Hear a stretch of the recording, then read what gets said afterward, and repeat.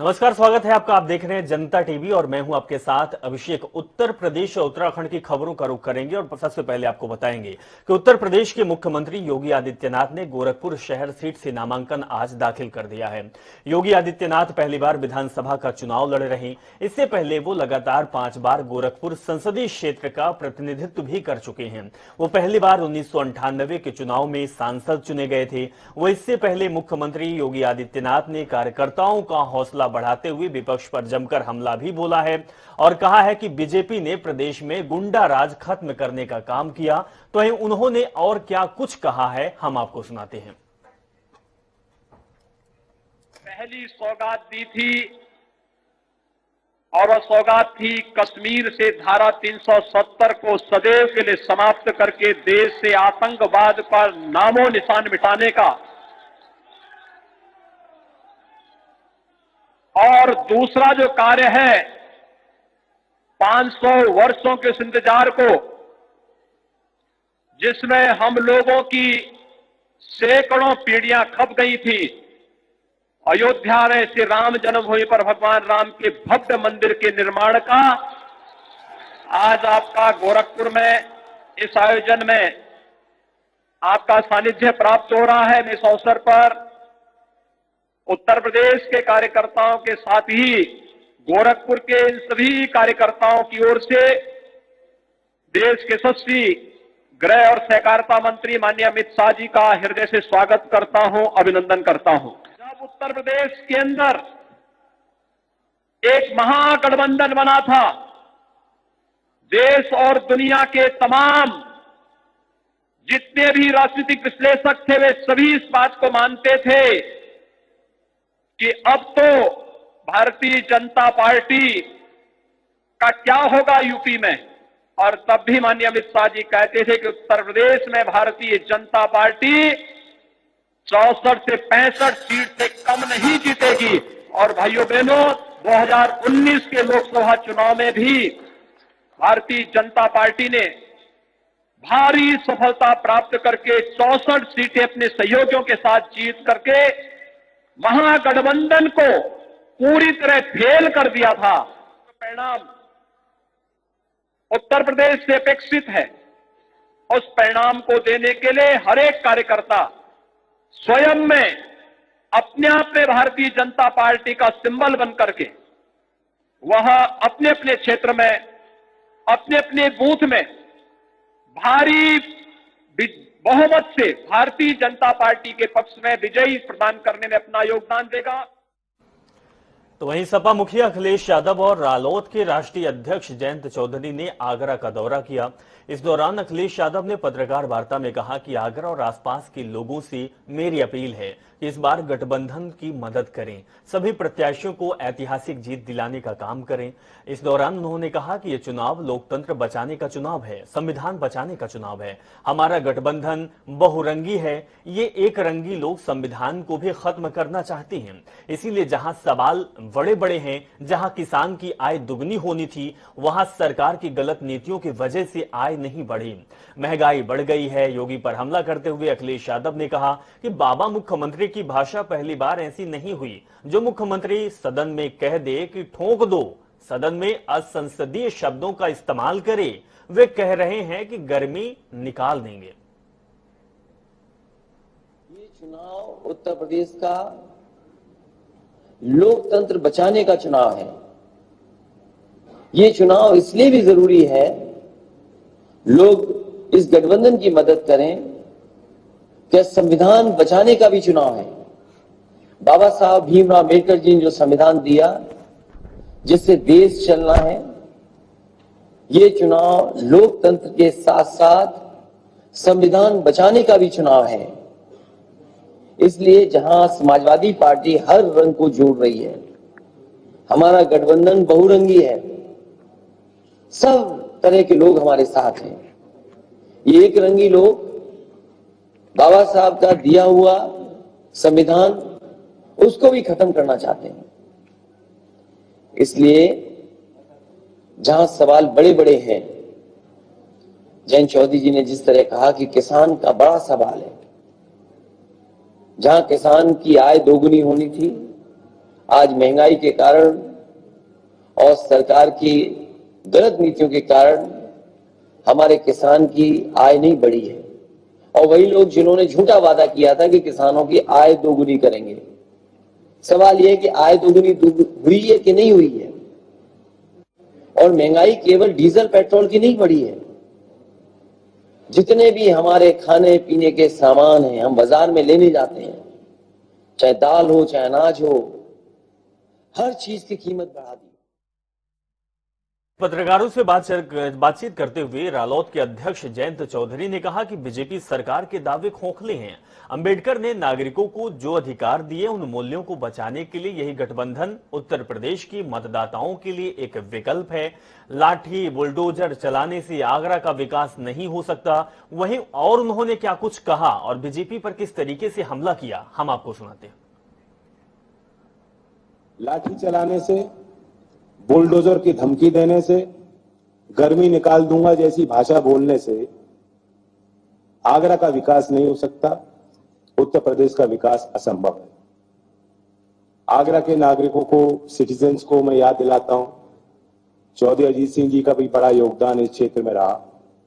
आगरा की कनेक्टिविटी को इंप्रूव करने के लिए नागरिक उड्डयन मंत्री के पद पर रहते हुए उन्होंने अनेकों प्रयास किए और अखिलेश जी ने अनेकों प्रयास किए यहाँ की कनेक्टिविटी के लिए, यहाँ के ऐतिहासिक महत्व को आगे बढ़ाने के लिए। आलू के किसानों के साथ अन्याय हुआ तो मैं तो योगी जी से कहता हूं कि आप हमारी गर्मी निकालने की बात कर रहे हो, चलो हमारा तो कुछ कर नहीं सकते, लेकिन उन नौजवानों की गर्मी कैसे निकालोगे जो नौकरी मांग रहे हैं। तो इस दंगल में कांग्रेस पार्टी भी पीछे नहीं है। कांग्रेस की राष्ट्रीय महासचिव प्रियंका गांधी वाड्रा ने गाजियाबाद के विजयनगर से डोर टू डोर कैंपेन की शुरुआत कर दी है। प्रियंका गांधी ने दुकानों पर जाकर लोगों से मुलाकात की और कांग्रेस को वोट देने की अपील की। इसी दौरान रास्ते में प्रियंका गांधी ने ट्रैक्टर पर गन्ने लेकर जा रहे एक युवक को रोक लिया, उससे बातचीत की। इस दौरान प्रियंका खुद ट्रैक्टर पर चढ़कर बैठ गई और उन्होंने ट्रैक्टर चला रहे युवक योगेश चौधरी से बातचीत की। योगेश चौधरी ने उन्हें बताया कि मैं किसान का बेटा हूं, 3 साल हो गए, आर्मी की भर्ती नहीं निकली। ऐसे में प्रियंका गांधी ने कहा कि यूपी के युवा इस तरह और इस बार परिवर्तन के लिए तैयार भी हैं। इसके साथ ही उन्होंने कहा कि मैं जनता के बीच जाने के बाद सिर्फ मुद्दों की बात कर रही हूं। जनता से कहती हूं कि यूपी में जिस तरह की राजनीति हो रही वो बदलनी चाहिए।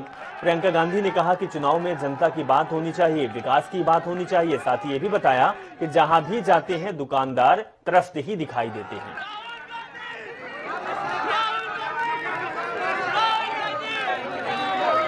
तो ये गाजियाबाद की हम आपको तस्वीर दिखा रहे हैं। प्रियंका गांधी एक किसान के साथ बैठ जाती हैं, उनसे बातचीत करती हैं। जब किसान ट्रैक्टर में गन्ने लेकर जा रहा था, उस दौरान जब किसानों से बातचीत प्रियंका गांधी ने की तो उन्होंने अपने समस्याएं बताई। तो प्रियंका गांधी फिर से सरकार पर निशाना साधा और कहा कि लोग और युवा त्रस्त हैं, परेशान हैं, इनका सोल्यूशन जरूर निकलना चाहिए और इसका एक ही विकल्प है, बदलाव।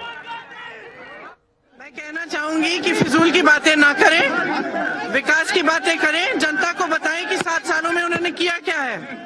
जनता परेशान क्यों है, महंगाई इतनी क्यों है, बेरोजगारी इतनी क्यों है, शिक्षा की सुविधाएं नहीं है, कोरोना की मार पड़ी है सबको, तमाम छोटे व्यापारी अपनी दुकानें बंद कर रहे हैं, लोन से जूझ रहे हैं। तो ये बात करें ना, ये फिजूल की बातें क्यों कर रहे हैं। ये इस चुनाव में गर्मी निकालने, चर्बी निकालने की बात नहीं होनी चाहिए, भर्ती निकालने की बात होनी चाहिए। भर्तियां कितनी निकाली आपने, आपके यहाँ 12 लाख पद खाली क्यों पड़े हैं, ये जवाब दीजिए ना। अब यूपी में चुनावों की तारीख बिल्कुल नजदीक आ चुकी है। ऐसे में बयानों का दौर भी लगातार चल रहा है। इस बीच सपा प्रत्याशी घोषित होने के बाद स्वामी प्रसाद मौर्य पहली बार कुशीनगर के फजिल नगर विधानसभा क्षेत्र पहुंचे और उन्होंने अपना नामांकन पत्र भरा। जनपद में सपा कार्यकर्ताओं ने स्वामी प्रसाद मौर्य का जगह जगह उत्साहपूर्वक स्वागत किया। इस दौरान मीडिया से बातचीत करते हुए स्वामी प्रसाद मौर्य ने सीएम योगी आदित्यनाथ पर जमकर निशाना साधा है। स्वामी प्रसाद मौर्य ने कहा कि योगी को राष्ट्रीय नेताओं की कृपा से सीएम का पद मिला, लेकिन हम जिंदगी में कभी उस पद पर नहीं आएंगे। मौर्य ने कहा कि योगी आदित्यनाथ वोट के सौदागर हैं। योगी के आलोकतांत्रिक चेहरे को जनता ने देख लिया है। योगी आदित्यनाथ के गर्मी उतारने वाले सवाल पर मौर्य ने कहा कि किसी की गर्मी उतारने की बात करना सीएम की भाषा नहीं हो सकती। वे सीएम नहीं, गुंडे मवाली की भाषा बोल रहे हैं।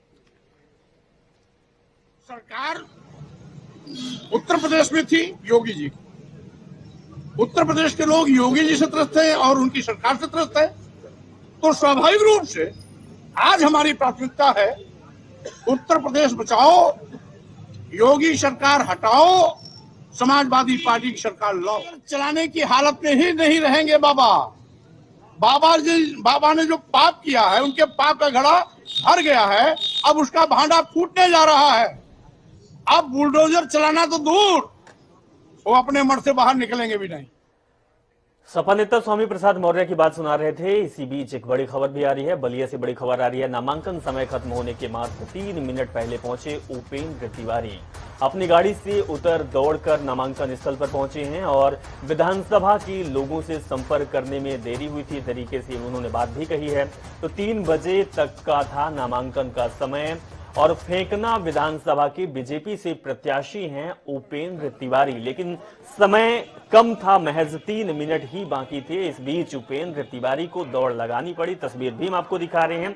और इसके बाद जो बीजेपी के प्रत्याशी हैं उनका कहना है कि जनसंपर्क के दौरान देरी हुई। ये तस्वीर हम आपको दिखा रहे हैं बलिया की, जहां पर उपेंद्र तिवारी जो कि बीजेपी के प्रत्याशी हैं, भागते दौड़ते हुए नामांकन स्थल पहुंच रहे हैं।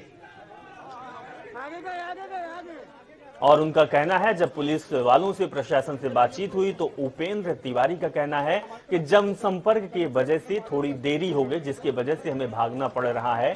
और ये तस्वीर भी हम आप तक साझा कर रहे हैं। उस दौरान की तस्वीर है जब नामांकन दाखिल करने के लिए बीजेपी प्रत्याशी पहुंचे हुए थे। एआईएमआईएम प्रमुख असदुद्दीन ओवैसी की गाड़ी पर गुरुवार को उत्तर प्रदेश के कुछ लोगों ने फायरिंग कर दी थी। ओवैसी के अनुसार उत्तर प्रदेश में चुनाव प्रचार करके जब ओवैसी दिल्ली वापस लौट रहे थे, इस दौरान उनकी कार पर फायरिंग की गई। ओवैसी ने कहा कि हम सभी सुरक्षित हैं। हैदराबाद से सांसद ने कहा कि घटना पश्चिमी उत्तर प्रदेश में हापुड़ के नजदीक टोल प्लाजा पर हुई। इसके बाद शूटर अपने हथियार छोड़कर फरार हो गए। पुलिस ने ओवैसी के काफिले पर फायरिंग करने वाले दोनों आरोपियों यानी कि सचिन और शुभम को गिरफ्तार कर लिया है। वहीं अब हमले का सीसीटीवी वीडियो भी सामने आया है, जो कि हम आपको दिखा रहे हैं और जिसमें दोनों आरोपी साफ साफ फायरिंग करते हुए दिखाई दे रहे हैं। हालांकि अब दोनों आरोपी पुलिस के गिरफ्त में हैं। तो 2 तस्वीर आपकी टीवी स्क्रीन पर है जो सीसीटीवी कैमरे में कैद हुई है, गोली चला रहे हैं, और दूसरी तस्वीर है जिसमें प्रशासनिक अधिकारी, पुलिस ने दोनों आरोपियों को गिरफ्तार कर लिया है। हमारे साथ गाड़ी में हमारे दोस्त यामीन गाड़ी चला रहे थे, शौकत हमारे अध्यक्ष और सारिम बैठे थे। तो दूसरी जब आवाज आई तो यामीन खान ने कहा भाई हमला हो रहा है। तो हमारे सामने हमारे हाजी साहब की टाटा सफारी थी, पीछे 2 फॉर्च्यूनर थे। तो क्योंकि वो बैरिकेड होता है तो हमने अपनी गाड़ी से उसको धक्का नहीं बल्कि तेज मारा होता है। गाड़ी आगे बढ़ी, हम बाजू लेके निकले। पीछे जो फॉर्च्यूनर थी जिसमें माजिद हुसैन एक्स मेयर हैदराबाद के थे, उनके ड्राइवर ने अटैकर पर उस पर गाड़ी चलाई, उसके पैर वैर को जख्मी हुआ। 2 लोग थे, हमको 2 लोग दिखे, एक रेड हुडी पहना हुआ था और एक व्हाइट जैकेट। माननीय सांसद ओवैसुद्दीन ओवैसी के प्रतिनिधि यामीन खान के तहरीर पे धारा 307 तथा 7 क्रिमिनल लॉ अमेंडमेंट एक्ट के तहत थाना पिलखुआ जनपद हापुड़ में अभियोग पंजीकृत करते हुए पुलिस ने त्वरित कार्रवाई किया तथा इसमें 2 व्यक्ति शुभम और सचिन गिरफ्तार किए गए हैं तथा इनके पास से, दोनों के पास से एक अवैध असला तथा कारतूस बरामद किए जा चुके हैं। घटना के दौरान प्रयुक्त हुई अल्टो गाड़ी भी बरामद की जा चुकी है। अभी तक की पूछताछ से ये तथ्य प्रकाश में आए हैं कि माननीय सांसद जी के द्वारा जो एक धर्म विशेष के प्रति भड़काऊ भाषण तथा 2013-14 के दौरान माननीय अयोध्या जी पे मंदिर के प्रति जो उनका रोष था या उन्होंने जो टिप्पणी की थी, उससे आहत होकर इन लोगों ने ये घटनाएं की हैं। विस्तृत विवेचना चल रही है, मौके पर वरिष्ठ अधिकारी कैंप कर रहे हैं। तो इस हमले के बाद ओवैसी को केंद्र सरकार ने जेड कैटेगरी सुरक्षा देने का फैसला कर लिया है। तो केंद्र ने ओवैसी को जेड कैटेगरी सुरक्षा दी है, जिसमें कि सीआरपीएफ जवान होंगे। बता दें कि केंद्र का यह फैसला यूपी में ओवैसी के काफिले पर हुई गोलीबारी के बाद लिया गया है। एआईएमआईएम प्रमुख ओवैसी के काफिले पर हापुड़ टोल प्लाजा पर गोलीबारी हुई थी। वहीं ओवैसी को जेड कैटेगरी सुरक्षा अब मिल चुकी है, जिसमें से 22 सुरक्षा जवान अब उनके साथ हर पल तैनात रहेंगे। अब देवभूमि की खबर को रुख करेंगे। बताएंगे कि मुस्लिम यूनिवर्सिटी के बहाने बीजेपी के कैबिनेट मंत्री गणेश जोशी ने कांग्रेस पर जुबानी हमला बोला है। कैबिनेट मंत्री गणेश जोशी ने कहा है कि कांग्रेस इस सीट को जीतने के लिए इतनी छोटी तुष्टीकरण की राजनीति कर रही है। जोशी ने कहा है कि प्रियंका गांधी और राहुल गांधी लोकसभा चुनाव में जहां जहां भी गए कांग्रेस का वहां पर बुरा हाल हुआ, और उसी तरीके से इस बार उत्तराखंड में भी कांग्रेस का बुरा हाल होने वाला है। कैबिनेट मंत्री गणेश जोशी ने कहा कि उत्तराखंड में कांग्रेस इस बार दहाई का आंकड़ा भी पार नहीं कर पाएगी, जबकि भाजपा अपने 60 पार के नारे पर खरी उतरेगी और सफल भी होगी। कांग्रेसी ने हमेशा तुष्टीकरण की बात की है। मतलब उत्तराखंड जैसे स्थान पर देवभूमि पर मुस्लिम की बात करना, ये तुष्टीकरण ही तो है। सिर्फ एक सीट जीतने के लिए आप इतना गिर जाएंगे, और यही बात है कि कांग्रेस को उसका खामियाजा भुगतना पड़ता है। अगर आपने देखा होगा लोकसभा के चुनाव में जहां जहां राहुल और प्रियंका गए, कांग्रेस का बेड़ा गर्क हो गया। यही यहां भी होने जाने वाला है। खबर डोईवाला से है, जहां कांग्रेस का कुनबा लगातार मजबूत होता जा रहा है। आज कई बीजेपी कार्यकर्ताओं ने कांग्रेस की सदस्यता ग्रहण कर ली है। कांग्रेस प्रदेश प्रभारी देवेंद्र यादव की मौजूदगी में इन कार्यकर्ताओं ने कांग्रेस पार्टी की सदस्यता ली। कांग्रेस में सदस्यता लेने वाले कार्यकर्ताओं की नाराजगी का मुख्य कारण महंगाई और बेरोजगारी बताई गई। सदस्यों का कहना है कि जीरो टॉलरेंस की बात करने वाली बीजेपी सरकार खुद ही भ्रष्टाचारी हो चुकी है, जिससे त्रस्त होकर इन कार्यकर्ताओं ने भाजपा छोड़कर कांग्रेस पार्टी की सदस्यता ग्रहण की है, जिनमें भाजपा के पूर्व अल्पसंख्यक जिला अध्यक्ष राजेंद्र सिंह के साथ कई कार्यकर्ता शामिल रहे। मुझे खुशी है कि कांग्रेस का परिवार लगातार बढ़ता जा रहा है, और जिस तेजी के साथ मैं देख रहा हूं कि भारतीय जनता पार्टी और अन्य पार्टी के जो साथी हमारे के साथ हमारी विचारधारा के साथ जुड़ रहे हैं, निश्चित ही 2022 का आगाज हो चुका है और हम एक मजबूत सरकार 2022 में बनाने जा रहे हैं।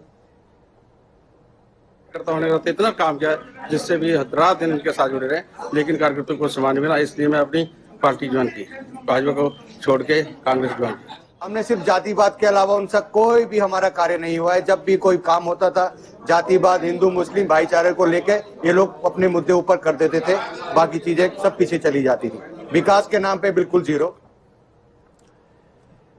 एक बार फिर ठंड की वापसी हो गई है। उत्तराखंड के ज्यादातर इलाकों में भारी बारिश का दौर जारी है। मौसम विभाग ने अगले 48 घंटों के लिए भारी बारिश का और बर्फबारी का अलर्ट भी जारी कर दिया। इस दौरान मैदान से लेकर पहाड़ तक मौसम खासा बिगड़ा हुआ है। तस्वीर भी आप तक पहुंचा पा रहे हैं। मौसम विभाग की ओर से नैनीताल, चंपावत और ऊधम सिंह नगर के लिए ऑरेंज अलर्ट जारी किया गया। कुमायूं क्षेत्र के नैनीताल, चंपावत और ऊधम सिंह नगर जैसे जिलों में कहीं कहीं तेज बौछार के साथ भारी बारिश की संभावना है। तो बारिश के चलते ठंड में जबरदस्त इजाफा भी होगा।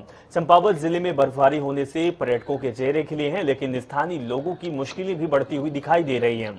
जिले में कई इलाके बर्फ की सफेद चादर में लिपटे हुए हैं। आपको बता दें कि मौसम के लिहाज से आने वाले कुछ दिन और मुश्किल भरे उत्तराखंड के लोगों के लिए हो सकते हैं। तो हम आपको तस्वीर दिखा रहे हैं। देहरादून से लेकर पहाड़ी इलाके और मैदानी इलाके बर्फ की चादर में भरे दिखाई दे रहे हैं, ओढ़े हुए दिखाई दे रहे हैं, और साथ में बारिश का कहर भी चल रहा है। अब देख